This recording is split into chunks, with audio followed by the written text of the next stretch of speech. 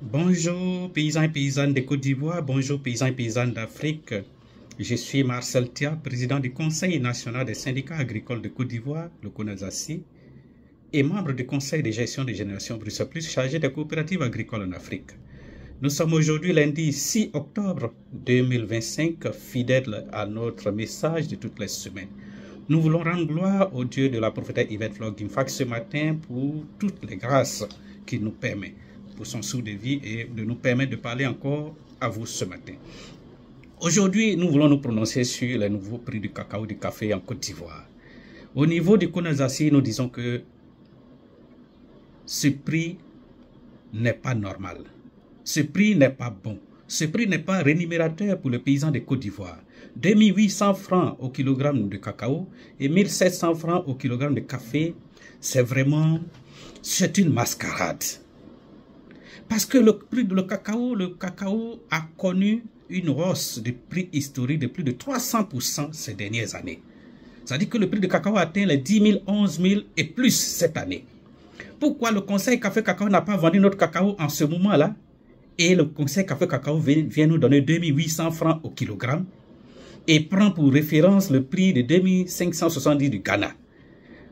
La Côte d'Ivoire est le premier pays producteur de cacao au monde. C'est la Côte d'Ivoire qui devait être la référence. Parce qu'au Cameroun, nos camarades touchent 6 000 francs. À Madagascar, nos camarades sont autour de 5 000 francs. En Guinée, tout près, les gens sont autour de 4 000 à 5 000 francs. Premier pays producteur de cacao au monde, nous sommes à 2800 francs. Et certains parlent de prix historique. Tous ceux qui parlent de prix historique, ce sont tous des vendus. Voilà pourquoi nous demandons la dépolitisation de la filière café-cacao tout simplement. Parce qu'il y a des gens qui ne mettent rien dans le système de fixation du prix du cacao et du café. Qui ne mettent rien dans le système de commercialisation du cacao et du café. Et c'est ceux-là qu'on prend aujourd'hui comme étant porte-parole des producteurs café-cacao de Côte d'Ivoire. Ceux qui ne savent même pas comment on souffre en brousse. Voilà pourquoi nous voulons dénoncer cela avec la dernière énergie. Et la marge commerciale qui peut permettre de pouvoir collecter le cacao, on met en 100 francs. Et on donne 1096 francs aux multinationales et exportateurs. On donne 100 francs de marge aux paysans, aux coopératives des paysans pour pouvoir assurer les charges. Et on donne 1096 francs à l'État et aux multinationales qui s'étaillent la part des lions. Nous disons que c'est des vols. C'est un abus criade.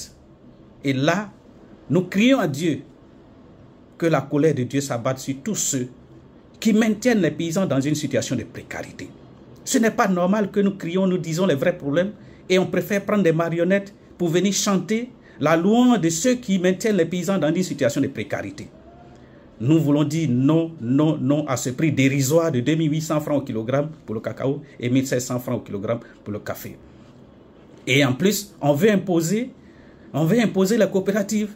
Avec 100 francs, on demande aux coopératives de payer les impôts. Les 100 francs ne peuvent même pas suffire couvrir les charges de fonctionnement et de collecte. Et on demande aux coopératives de payer les impôts. Ça veut dire que tout simplement le DG du Conseil Café Cacao est là pour enterrer toutes les coopératives et favoriser les multinationales pour continuer de piller les paysans. Pourquoi l'interprofession n'arrive pas à commencer à travailler? Parce que tout simplement, on ne veut pas que les paysans prennent leur destin en main. Mais Dieu se chargera de tous ceux qui maintiennent les paysans dans une situation de précarité. Nous confions tous ceux qui maintiennent les paysans dans une situation de précarité à Dieu Tout-Puissant pour qu'il puisse se charger d'eux. Ceci étant, excellente semaine à tous et à toutes. Et à lundi prochain pour un autre message.